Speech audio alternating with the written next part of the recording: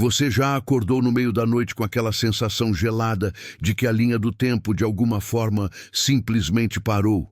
Não falo de um relógio quebrado, nem daquele instante de confusão ao sair de um sonho profundo. Falo de um silêncio tão completo, tão absoluto, que ele se torna um peso físico no peito, um lembrete opressor de que o tempo para você talvez tenha deixado de ser um rio e se transformou em uma poça estagnada e viscosa, e que talvez a única coisa que está se movendo é você, em direção a algo que não pode ser evitado. É com essa premissa que precisamos entrar no Rio de Janeiro de 1946. Imagine a cidade, o cheiro de maresia misturado à fumaça dos bondes, o glamour recém-descoberto de Copacabana florescendo sob as luzes de gás e as promessas de um futuro novo, pós-guerra. Mas mesmo na euforia, o Rio sempre guardou seus segredos mais densos, aqueles que residem nas sombras mais profundas, nos cantos onde a luz do sol de Ipanema nunca consegue dissipar a névoa. Nosso foco está em um edifício específico, na Rua Barata Ribeiro, e quase no limite com Leme. Não tinha um nome grandioso, apenas um número discreto, mas os moradores da região o chamavam, quando muito, de Edifício Atlântico.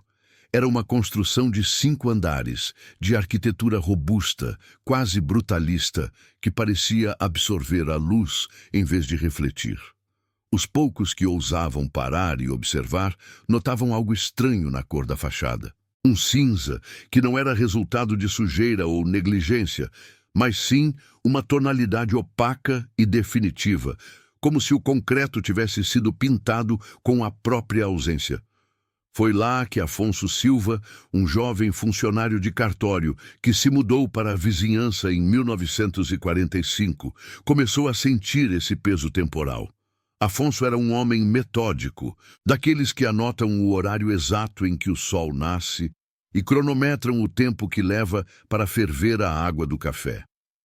Ele tinha essa necessidade neurótica de catalogar o mundo ao seu redor, talvez para se convencer de que ele era controlável. Por isso, quando ele se deparou com a anomalia do Atlântico, a sua mente, acostumada à ordem, começou a se desmantelar em pedaços pequenos e pontiagudos. No início, Afonso achou que era apenas a repetição monótona da vida urbana. Ele via as mesmas pessoas saindo do edifício todas as manhãs, exatamente às 7h15, para pegar o bonde. As mesmas vestimentas, quase sempre tons de bege e marrom escuro, impecavelmente passadas. A mesma senhora, sempre com um chapéu pequeno de aba curta, carregando uma cesta de vime vazia, voltando 1 hora depois com a cesta de vime sempre cheia. Mas era a imutabilidade dessas pessoas que começou a roer a sanidade de Afonso. Ele observava um casal em particular, no apartamento do 3º andar. O senhor e a senhora Vasconcelos. Eles tinham uma rotina diária de tomar café na varanda, por volta das 8h30, lendo o mesmo jornal, ou pelo menos um exemplar com a mesma capa, sempre perfeitamente dobrado. Afonso lembra-se perfeitamente da primeira vez que viu o senhor Vasconcelos. Era o inverno de 1945. Um homem de seus 50 e poucos anos, cabelos grisalhos bem cortados, um bigode elegante e uma expressão de satisfação calma e quase entediada. 6 meses se passaram. O verão carioca chegou com sua violência úmida, depois veio o outono. Afonso notou que os Vasconcelos pareciam imunes à passagem das estações. Seus cabelos não ficavam mais brancos, a pele deles não ganhava a pigmentação do sol tropical, nem apresentava as rugas finas que o tempo e o sal do mar inevitavelmente imprimem no rosto dos que vivem à beira-mar. Eles eram estátuas de cera em uma exibição perfeitamente preservada. Afonso começou a testar sua teoria. Ele tinha a mania de colecionar jornais antigos. Pegou um exemplar do Correio da Manhã, de junho de 1945, onde havia uma pequena nota social sobre a festa de aniversário da senhora Vasconcelos. A fotografia, em preto e branco, mostrava a senhora Vasconcelos sorrindo, usando o mesmo broche de camélia que ela usava no seu café matinal, em 1946. Afonso comparou a fotografia impressa, já amarelada e com as fibras de papel se desfazendo, com a imagem que ele via diariamente em carne e osso. Não havia diferença. Absolutamente nenhuma. O que é mais assustador, caro ouvinte, não é a morte ou o desaparecimento. É a negação da mudança. É a rejeição fundamental da lei mais básica do universo. A entropia, o apodrecimento, o movimento inexorável em direção ao fim. Afonso pensou que estava enlouquecendo. Ele começou a beber demais. Quem acreditaria nele? São pessoas bem cuidadas, Afonso. Ricos, talvez façam tratamentos, dizia seu vizinho, um velho bibliotecário cético, mas Afonso sabia que não era apenas cuidado ou riqueza. Havia algo rígido, algo quimicamente impossível naquela preservação. Os filhos e netos dos moradores do edifício Atlântico eram ainda mais estranhos. Afonso observava as crianças que brincavam no pequeno jardim murado do prédio. Elas pareciam ter entre 7 e 10 anos. Eram quietas, moviam-se com uma precisão quase mecânica. Afonso as via todos os dias após a escola. Ele as via no ano seguinte e no ano seguinte. As roupas que ficavam apertadas nele por causa do seu próprio crescimento natural não pareciam apertar as crianças do Atlântico. Eles não ficavam mais altos, suas vozes não engrossavam. Eles estavam presos naquele estágio de infância, de dentes de leite, de joelhos esfolados que cicatrizavam instantaneamente e sem deixar marca. Você consegue se colocar na pele de Afonso. Viver em um bairro onde o tempo age normalmente, as árvores perdem as folhas, os vizinhos envelhecem, os preços mudam, os jornais se tornam história. Mas, ao lado, há um bloco de concreto onde tudo está congelado. É como se houvesse um pedaço do universo que se recusava a participar da dança da vida e da morte. Afonso decidiu que precisava de provas mais concretas, de algo que pudesse tocar. Ele precisava entrar naquele silêncio.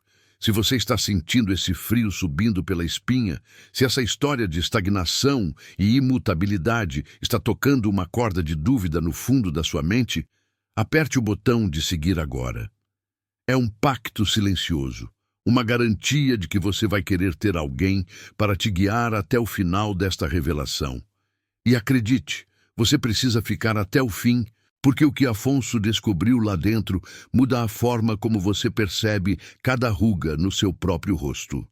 Em meados de 1946, Afonso começou a frequentar o armazém que ficava a 2 quadras do edifício. Era o mesmo armazém onde a senhora do chapéu e da cesta de vime fazia suas compras. Ele se escondeu atrás de uma prateleira de enlatados, observando-a. Quando ela finalmente chegou ao balcão, ele ouviu a conversa. Ela pedia sempre os mesmos itens, o mesmo tipo de pão, o mesmo corte de carne, o mesmo tipo de vinho do Porto e, o mais importante, ela pagava com a mesma nota de 50 mil réis. Afonso era funcionário de cartório. Conhecia papel, conhecia tinta. Ele notou que a nota era estranhamente nova, perfeita. Ele conseguiu convencer o dono do armazém, com uma pequena gorjeta e uma história inventada sobre colecionismo, a lhe vender a nota na manhã seguinte, quando ela fosse depositada. Quando Afonso pegou a nota em suas mãos, ele sentiu um choque elétrico de horror. A nota de 50 mil réis tinha a numeração exata, a série exata, da nota que ele havia registrado em seu cartório como danificada por mofo e retirada de circulação em 1943. E não só isso. A textura, a cor da tinta, o relevo, tudo parecia como se a nota tivesse acabado de ser impressa. O tempo não a havia desgastado. Afonso começou a catalogar obsessivamente. Os carros estacionados na frente do edifício Atlântico raramente se moviam, mas quando o faziam, retornavam com o mesmo nível de poeira e sujeira. Os livros que os moradores liam nas varandas eram sempre os mesmos clássicos da literatura que estavam em voga 10 ou 20 anos antes. Era como se a cultura, a economia e até a decadência física tivessem sido proibidas de entrar ali. O medo de Afonso não era mais o medo do desconhecido, mas o medo da certeza impossível. Ele estava assistindo a um experimento vivo de Stasi. Afonso se lembrou de uma jovem, Maria. Ela era a porteira do prédio, ou pelo menos a filha da porteira original. Quando ele começou a observá-la, ela tinha uns 20 e poucos anos. Um sorriso fácil, mas triste, e olhos que pareciam ter visto demais para a sua idade. Ele tentou se aproximar dela, fingindo precisar de informações sobre aluguéis na região. "O que acontece aqui, Maria?" Ele perguntou um dia, de forma abrupta, incapaz de conter a sua ansiedade. Maria o olhou com uma frieza que não combinava com o calor do rio. Ela limpava o mármore da entrada com um pano que parecia nunca sujar. "Não acontece nada, senhor. E isso é o que faz a diferença." A frase ecoou na mente de Afonso. Não acontece nada. O horror de não ter eventos, de não ter história pessoal, de não ter passado que se acumule. Maria continuou limpando, e Afonso percebeu que ela também não havia envelhecido, nenhum dia sequer, desde que a vira pela primeira vez, mais de 1 ano antes. Mas, ao contrário dos moradores, que pareciam confortáveis em sua imortalidade estática, Maria carregava um cansaço que parecia milenar. Ela não era uma estátua, mas sim uma guardiã, uma prisioneira que estava perfeitamente ciente de sua cela. Afonso voltou para casa naquela noite, o cheiro de maresia e jasmim se misturando em uma náusea estranha. Ele olhou para o próprio reflexo no espelho. Suas olheiras haviam se aprofundado. Sua barba estava desgrenhada. Ele estava envelhecendo e rapidamente sob o peso daquela revelação. E aquele edifício, a apenas 2 quadras, era um parasita, um buraco negro de tempo que sugava a cronologia de todos os seus habitantes, mantendo-os em um estado de perfeição horrível. O grande problema é que a curiosidade é um motor mais forte do que o instinto de autopreservação. Afonso não podia mais ignorar. Ele precisava saber o que havia na fundação daquele edifício atlântico, o que mantinha aquela perfeição insustentável. Havia um contrato sendo cumprido ali, um pacto feito em algum lugar nas profundezas da arquitetura dos anos 40, e a consequência não era a eterna juventude, mas a eterna estagnação. Afonso começou a planejar sua entrada. Ele estudou a rotina do senhor e senhora Vasconcelos, os horários das crianças, a saída do porteiro da noite. Ele sabia que precisava ir além do mármore limpo e dos rostos perfeitos. Ele precisava descer, ir para onde o tempo era depositado, para onde o excesso de vida roubado se acumulava. Ele sabia, de alguma forma inata e aterrorizante, que a beleza e a juventude que emanavam daquele prédio tinham um custo e que o custo era pago em história, em movimento, em alma. E ele estava prestes a descobrir que o Rio de 1946 não era apenas um cenário para a estagnação. Era o palco.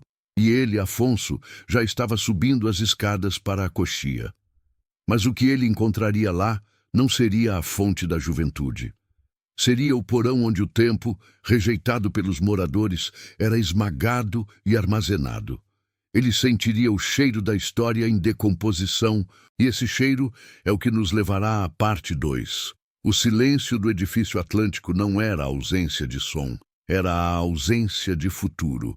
E se você não se sentir completamente sozinho agora, olhe para o canto mais escuro do seu quarto. Você vai ver que a estagnação pode ser muito mais assustadora do que o movimento. Você vai ouvir o som sutil, mas constante, do tempo que não passa. A perfeição, você sabe, é sempre insuportável. É um peso que sufoca. Ninguém pode manter uma máscara de eternidade sem que algo se quebre por dentro, sem que a alma comece a ranger como uma porta velha no meio da noite. E era exatamente isso que se sentia ao atravessar o portal de latão polido do edifício Atlântico, lá em Copacabana, naquele ano de 1946. Se por fora, o mármore liso e a cera nos assoalhos exalavam uma aura de prosperidade intocável. Por dentro, o cheiro era diferente. Não era apenas o verniz. Era algo mais profundo, mais químico, um aroma que pairava entre o formaldeído e a lavanda antiga. Era o cheiro da estase, o cheiro de algo que havia parado de respirar, mas insistia em parecer vivo. Eu me lembro da primeira vez que entrei no elevador. Era uma cabine escura, forrada de madeira com grades de ferro ornamentadas. Era lento, dolorosamente lento, e enquanto subia, você tinha a sensação de que o tempo não estava apenas passando devagar, mas que ele estava sendo aspirado para fora da sua própria pele. E os botões, você notava, eram de baquelite amarelada, exatamente como deviam ter sido em 1928, no ano de sua fundação. Nada ali havia sido modernizado, nada havia se desgastado. Os corredores do Atlântico, eles não eram simplesmente silenciosos, eles eram mudos. Uma mudez que se impunha, que pressionava seus ouvidos, que fazia você hesitar antes de tossir, com medo de quebrar a bolha opressiva daquele lugar. As portas dos apartamentos, todas idênticas, em mogno escuro, sem nenhuma identificação, pareciam entradas para criptas habitadas por fantasmas que ainda tinham forma física. E essa era a questão. Eles tinham forma física, mas tinham perdido a substância da vida. É importante que você preste atenção aos detalhes agora. Se você decidiu ficar até o final, se fez esse pacto silencioso de descer comigo a essa espiral, então saiba que o horror não está no que eles faziam, mas no que eles não podiam fazer. Os moradores, aquelas figuras que pareciam ter parado magicamente nos 30 e poucos anos, exibindo uma elegância atemporal e cruel, viviam sob uma rotina que não era uma escolha, mas sim um cárcere químico. Eles eram reféns da própria juventude. Imagine o tédio infinito, o terror de saber exatamente o que o dia seguinte trará, e o dia depois desse, e o dia depois do dia depois. A longevidade deles não era um presente, era uma sentença perpétua de repetição. As senhoras, sempre em trajes de seda, com maquiagens perfeitas que resistiam aos anos como laca, se reuniam no salão de chá às 4 da tarde. 4 da tarde em 1946. E a conversa era sempre a mesma. Falavam sobre a última ópera que viram na Europa, que na verdade havia sido vista há 20 anos. Comentavam sobre o clima de uma estação que já havia passado há anos. Se você tentasse introduzir um assunto novo, a guerra havia acabado, a política mudava, o rádio trazia jazz moderno, eles paravam, eles congelavam. Seus sorrisos se tornavam rígidos e seus olhos, que antes pareciam vibrar com uma luz interna estranha, se apagavam um pouco como velas sendo asfixiadas. Havia uma regra não dita no Atlântico. O contato com a mudança externa era um veneno mortal. Era como se a estabilidade deles fosse mantida por uma espécie de isolamento temporal. E qualquer informação que trouxesse o ruído do mundo exterior, o progresso, a decadência, o envelhecimento alheio, ameaçasse desestabilizar o equilíbrio químico que os mantinha. Você percebe que a verdadeira juventude não é apenas a ausência de rugas, é o dinamismo, a capacidade de absorver o novo, de mudar. Eles não tinham nada disso. Eles eram estátuas respirando, presas na eternidade de um dia qualquer de verão. E havia o caso do Sr. Vasconcelos. O Sr. Vasconcelos morava no apartamento 701. Ele era um homem que parecia ter 40 anos e que, segundo os registros que tentamos rastrear, deveria ter mais de 70. Ele tinha sido um advogado promissor. O que ele fazia agora? Ele passava 9 horas por dia na sua varanda, olhando para o mar. Não lendo, não escrevendo, apenas olhando. Ninguém nunca o viu se mover. Certa vez, o porteiro, um dos poucos funcionários que envelhecia de forma curiosa, mas falaremos disso depois, me disse que o Sr. Vasconcelos usava exatamente o mesmo terno de linho bege todos os dias. E se ele tentasse tirá-lo, ficava agitado, confuso, como se o tecido fosse a própria âncora de sua identidade. Naquela semana, eu estava obcecado com a fonte do cheiro e a manutenção daquela máquina de tempo biológica. Se eles não interagiam com o mundo, se as contas eram pagas por procuradores anônimos e a comida era entregue por serviços que mal atravessavam a porta, quem mantinha o Atlântico funcionando? Havia o subsolo, sempre há o subsolo.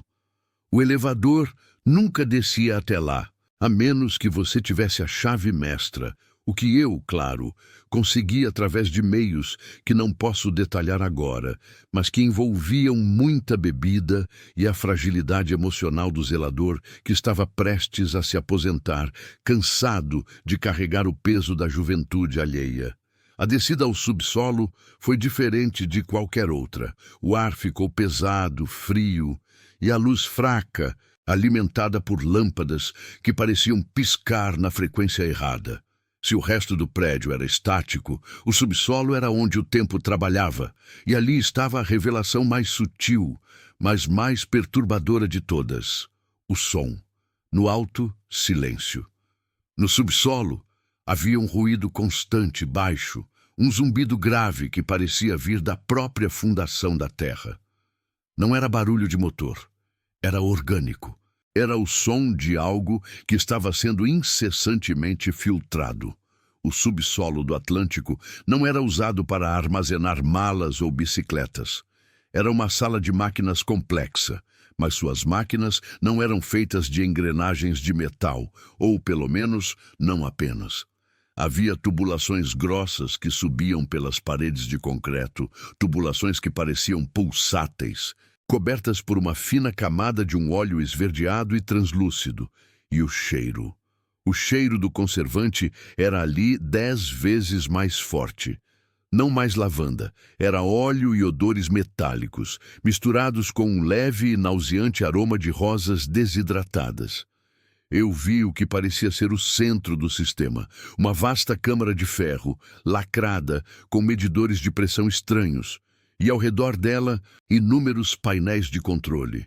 Mas em vez de fios elétricos, eles estavam ligados a algo que parecia ser um sistema complexo de ventilação, mas que não ventilava o ar. Ele parecia recolher algo do ar. E o que ele recolhia? Eu me aproximei de um painel aberto, ignorando o arrepio gelado na espinha, ignorando o impulso primário de fugir. E eu vi. Não eram diagramas de eletricidade. Eram diagramas de frequências. Eram notas manuscritas em papel que parecia ter a idade do prédio, mas estava estranhamente preservado, detalhando a taxa de atenuação temporal dos moradores. Sim, eles estavam medindo a taxa com que o tempo passava dentro de cada corpo, e a leitura de todos os moradores era sempre a mesma: 0,000, com variações mínimas. Mas a parte mais aterrorizante não era a engenharia. Eram as pequenas caixas de metal empilhadas ao lado dos tubos. Centenas delas. Pequenas caixas seladas, do tamanho de um punho. E em cada caixa havia uma etiqueta, escrita à mão. Eram etiquetas com datas: 1938, 1941, 1929. E junto às datas, um nome. O nome de um morador. O que havia nessas caixas? Eu não podia abrir. Estavam hermeticamente fechadas, e eu não tinha as ferramentas adequadas para forçar o sistema sem causar um alarme que eu sabia que seria meu fim ali. Mas a sugestão era clara. E se você está sozinho agora, no silêncio da sua casa, preste atenção, porque esta é a parte que realmente importa, a parte que faz o horror se fixar na garganta. para manter a juventude estática, para travar o relógio biológico, era necessário que algo fosse extraído e armazenado.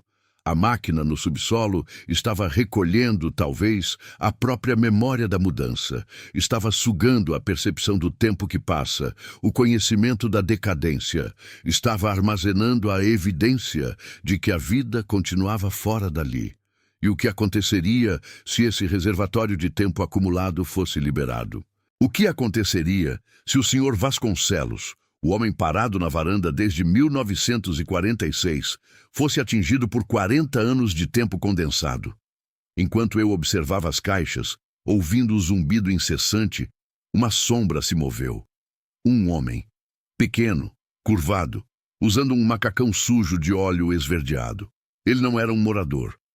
Ele envelhecia e muito mal.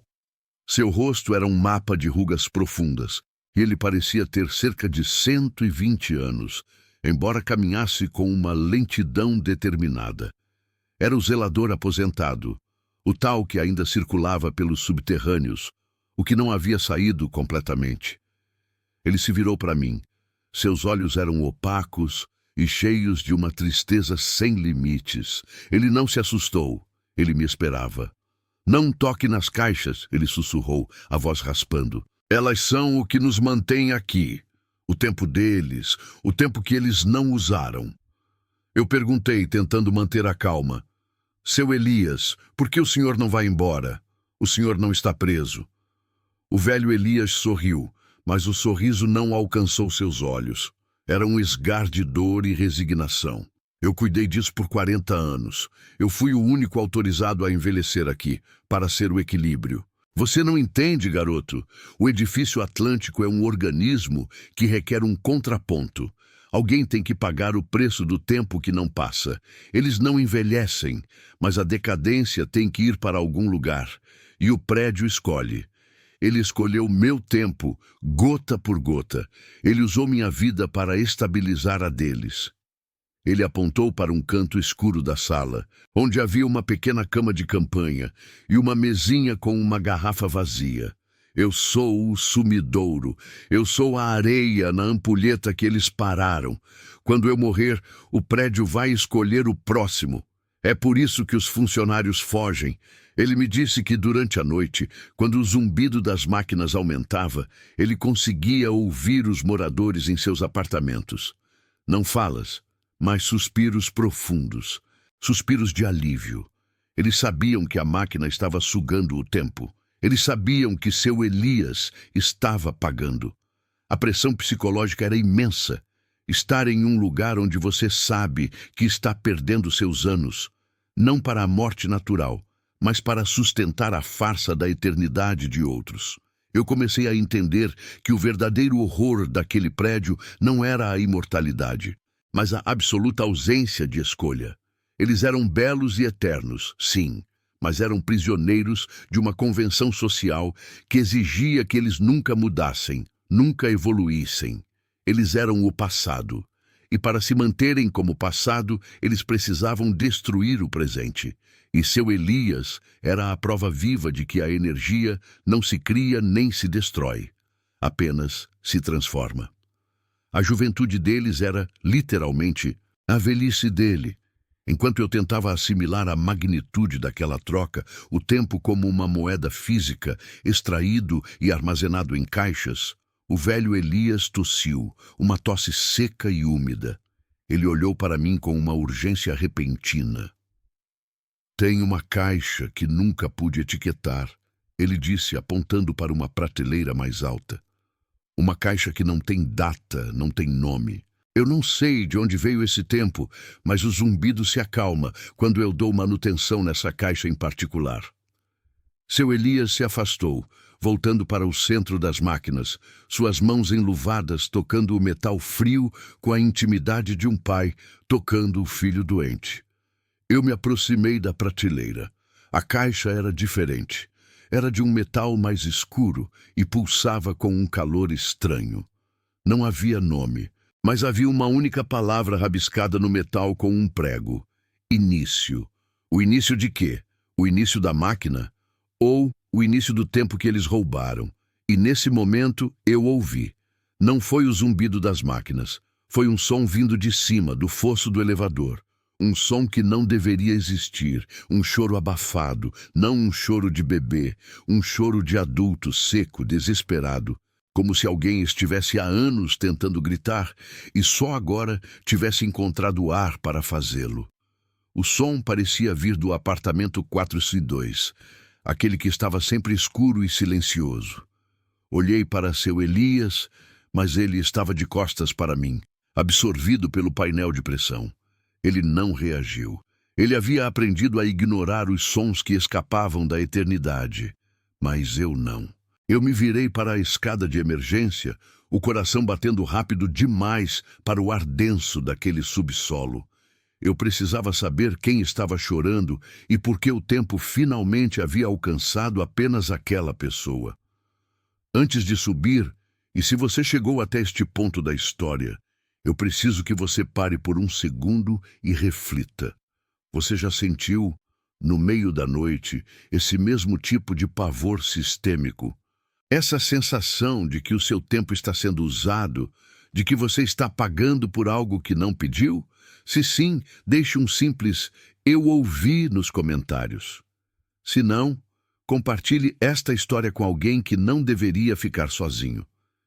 Eu comecei a subir os degraus de concreto, 3 de cada vez, o som do choro ficando mais claro, mais agudo, mais humano e mais desesperado. A porta do 402 estava entreaberta. E dentro, o cheiro de êxtase havia sido substituído por algo que eu reconheci imediatamente. O cheiro de pó, de madeira apodrecida, de poeira acumulada em décadas. O cheiro de algo que havia permitido que o tempo o atingisse. Na sala de estar, a luz da rua entrava pelas frestas das cortinas pesadas, iluminando apenas o suficiente para revelar uma figura encolhida no chão, chorando convulsivamente. Não era um homem jovem. Não era uma mulher jovem. Era um ancião, mais velho até que seu Elias, vestido com roupas de seda rasgadas e amarelecidas. Ele estava coberto de teias de aranha, e onde antes deveria haver a juventude plástica dos outros moradores, havia agora a realidade brutal da decadência não mitigada. Seu rosto estava coberto de rugas profundas, sua pele parecia pergaminho e suas mãos tremiam incontrolavelmente. Ele estava envelhecendo, rápido demais.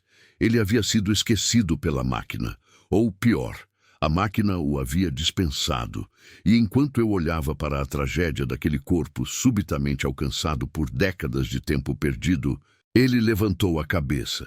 E o que ele disse não foi um pedido de ajuda, foi uma pergunta. "Onde estão meus filhos?" Ele sussurrou, a voz fraca, mas carregada de angústia. Eu estava apenas deitado por um momento. Onde estão meus netos? Quem me trancou neste? Neste ano, ele não havia envelhecido gradualmente. Ele estava vivendo o tempo de 40 anos em 40 minutos. O tempo preso no Atlântico estava se vingando. Estava sendo injetado nele, não liberado, mas forçado. E no reflexo do seu olho vazio, eu juro que vi por um instante não a figura envelhecida, mas o rosto de um homem jovem, sorrindo.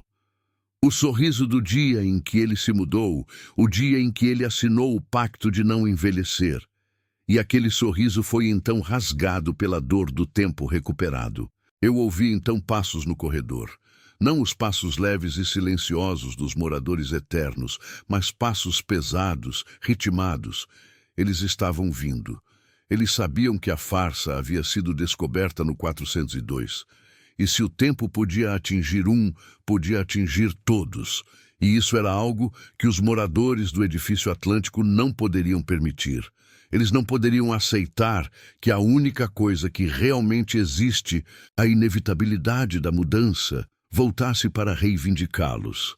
Não olhe para a porta. Feche os olhos, se quiser, mas escute, porque o zumbido está aumentando e eu não sei quem o edifício Atlântico vai escolher para ser o próximo sumidouro de tempo.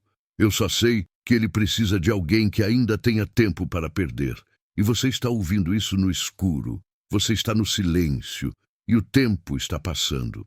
Mais rápido agora, não se mexa. Se você respirar muito forte, eles saberão que você está aqui, e eles têm muito tempo para recuperar. Se você chegou até aqui, talvez tenha entendido que este não é um conto sobre magia ou milagres.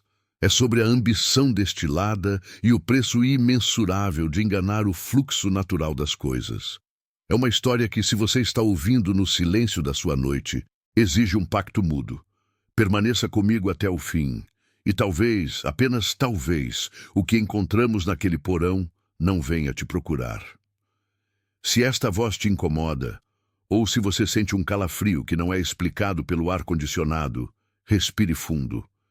E se você valoriza a sua paz, considere se inscrever, porque essa é a única maneira que temos de saber que não estamos sozinhos testemunhando o que se esconde nas fundações do tempo.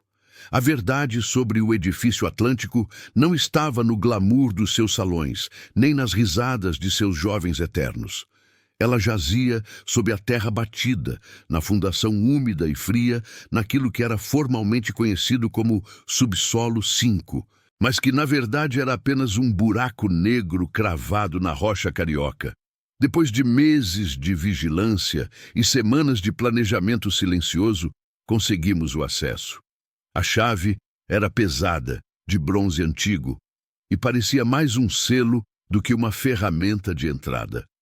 Quando a giramos, o som foi absorvido imediatamente, como se o próprio espaço estivesse faminto por silêncio. O ar lá embaixo era diferente. Não era apenas frio, era uma ausência de calor, uma sensação que roubava a vitalidade dos pulmões. O cheiro era de mofo, calcário e algo metálico, quase elétrico. Havia uma névoa baixa, densa, que não era vapor d'água, mas parecia ser condensação de tempo, de existência parada. Nossos olhos, acostumados à penumbra, finalmente distinguiram as colunas de sustentação. Elas não eram apenas concreto e aço. Havia algo mais. Elas estavam envoltas em uma substância que parecia uma teia de aranha fossilizada, mas pulsava com uma luminosidade fraca, esverdeada. Era orgânico, mas duro como rocha, e ligava cada pilar a um ponto central na terra. E nesse ponto central, sob uma laje de mármore rachada, o segredo esperava, como um coração que parou de bater há décadas, mas se recusava a morrer. A laje era o limite. Sob ela não havia mais fundação, mas sim o que parecia ser um poço sem fundo, revestido com um material que refletia a pouca luz de forma distorcida. Olhei para o abismo e senti uma vertigem que não vinha da altura, mas da profundidade temporal. O poço emitia um zumbido constante, de baixa frequência, um som que não era escutado pelos ouvidos, mas sentido nos ossos. O síndico, aquele homem de 40 anos que parecia ter 20, o arquiteto original da farsa, havia deixado uma série de diários. Em suas páginas finais, encontradas escondidas atrás de um painel falso na administração, a confissão era clara e fria, escrita com a caligrafia de um cientista louco e desesperado. Ele não havia parado o tempo. Ele havia, nas suas próprias palavras, redirecionado a entropia. O edifício Atlântico era um funil. E aqui está a parte que vai te perturbar de verdade. Os moradores, aqueles que pareciam desfrutar de uma juventude eterna, não estavam parados no tempo. Eles estavam sendo mantidos em um estado de conservação perfeita, um loop vitalício que exigia um custo constante, e esse custo não era pago por eles. O poço, a fundação, estava drenando a vitalidade, a energia do envelhecimento, de tudo que estava ao seu redor, mas que não morava no edifício. A juventude deles era um vampirismo lento. O Rio de 1946, vibrante e caótico, estava, sem saber, nutrindo aquela prisão de mármore. O envelhecimento, a decadência natural, os pequenos acidentes de percurso, o desgaste da vida nas ruas, nas casas vizinhas, Tudo isso estava sendo sutilmente acelerado e aspirado para o edifício atlântico, servindo como combustível para a estagnação de seus habitantes. Eles eram parasitas do tempo. Lembro-me daquele dia no subsolo, quando a névoa esverdeada parecia engrossar. O zumbido aumentou. O síndico havia deixado uma última nota no diário, uma advertência desesperada sobre a manutenção da estase. O sistema era delicado, uma equação perfeitamente balanceada de roubo e conservação. E se o poço fosse perturbado, se a drenagem parasse ou fosse revertida, a dívida seria cobrada de uma vez só. A entropia não podia ser destruída, apenas adiada. Neste momento, você deve estar pensando no que fizemos. Nós éramos intrusos, e a simples presença de câmeras e luzes externas, coisas que não existiam no universo fechado deles, já era uma perturbação. Mas havia uma válvula, um mecanismo de segurança arcaico, descrito nos diários, que regulava a sucção.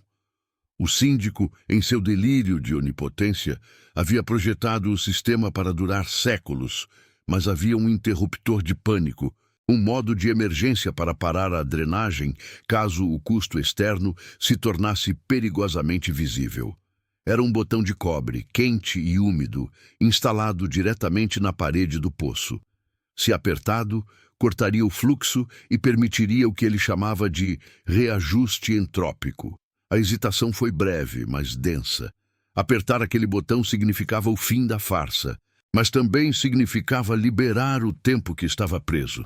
Significava ver, em um instante, a verdade brutal. Quem éramos nós para decidir?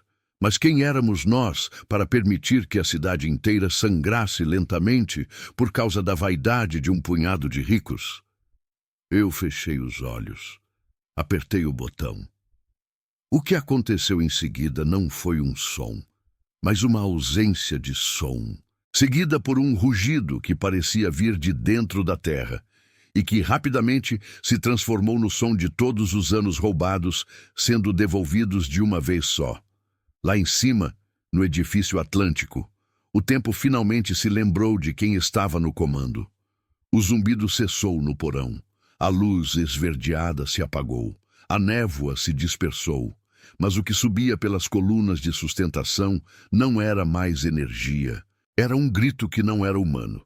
Era o som do material se desfazendo, não de forma violenta, mas rápida e inevitável.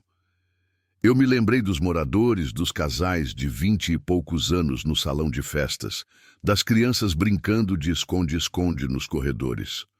O síndico havia escrito que, se a estase fosse quebrada, eles envelheceriam na velocidade da luz, pagando a dívida acumulada por todos os anos que a vida lhes havia permitido viver.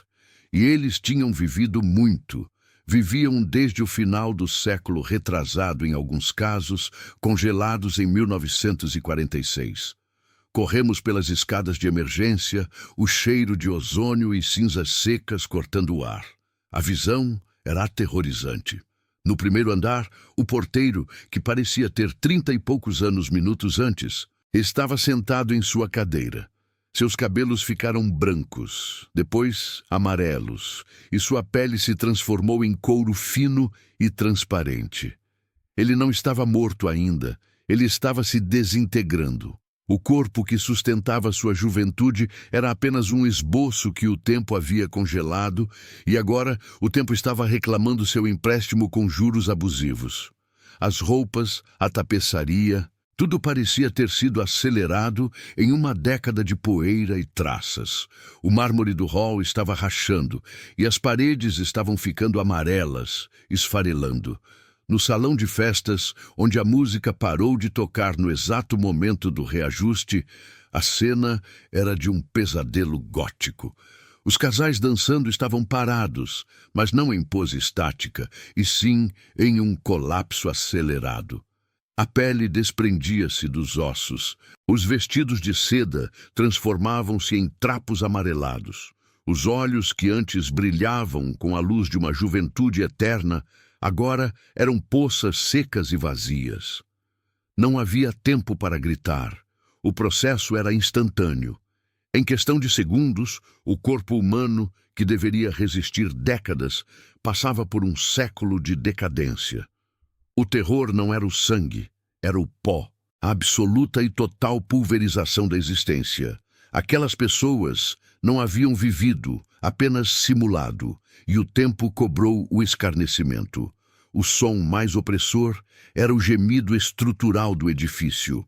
O Atlântico havia sido construído para abrigar a estase, e quando o núcleo energético parou, a própria arquitetura, que dependia daquele vácuo temporal, começou a ceder. Não houve explosão. Houve implosão.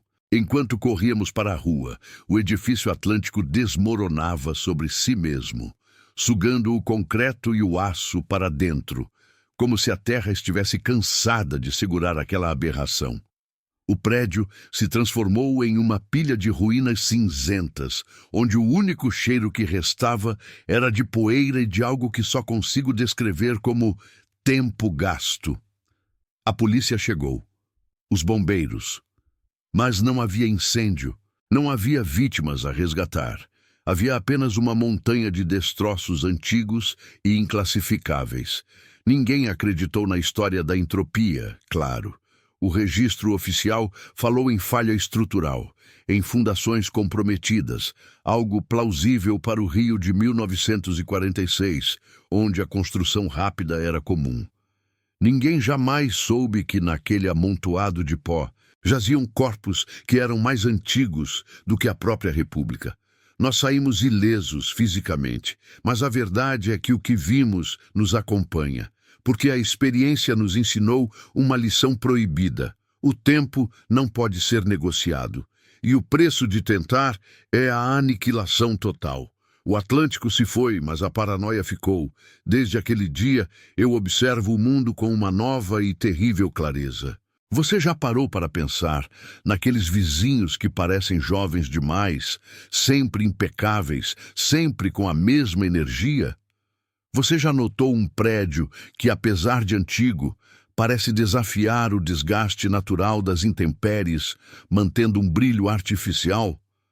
Não estou sugerindo que todos os prédios antigos do Rio sejam prisões temporais, mas o Atlântico provou que o desejo pela estase existe, que há pessoas dispostas a pagar qualquer preço, contanto que o pagamento seja feito por terceiros.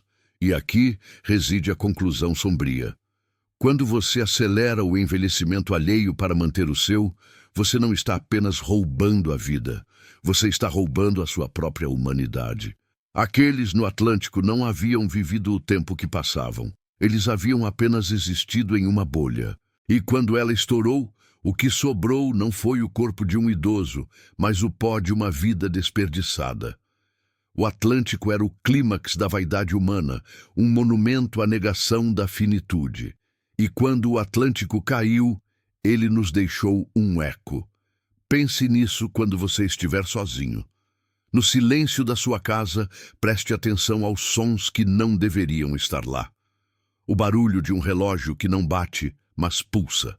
O cheiro de algo velho, excessivamente velho, que insiste em pairar na sua sala de estar. Se você sentiu o mesmo ar frio que senti no porão, se reconheceu a vertigem do tempo sendo distorcido, ou se simplesmente precisa de um ponto de ancoragem nesta noite de terror, comente. Escreva algo simples, como eu ouvi ou não estou sozinho. Use isso como um farol, para que outros que sentiram o mesmo não se sintam isolados. E se você conhece alguém que precisa de uma dose de realidade sombria, alguém que deveria pensar 2 vezes antes de tentar desafiar o tempo, compartilhe este relato. Não deixe que mais ninguém caia na tentação da estase, porque se há uma coisa que aprendi sobre o tempo, é que ele é um credor implacável. E se você sente que o seu tempo está se esvaindo depressa demais, se sente um peso inexplicável na sua existência, talvez você deva se perguntar: existe algum Atlântico perto de você? E se você olhar para a janela agora, no meio da noite, e vir aquele edifício estranhamente limpo na esquina, aquele que parece sempre novo demais para a idade, com as luzes acesas, mas sem movimento, Não se aproxime, porque o tempo é justo, e se alguém está parando o seu, você não quer estar lá quando a dívida for cobrada. E, acima de tudo, não olhe para o espelho por muito tempo, especialmente depois da meia-noite, porque às vezes o reflexo demora um instante a mais para acompanhar o seu movimento, como se estivesse ocupado demais, calculando a entropia que ele roubou de você. E o que você vê não é o seu rosto, mas a conta que está para chegar.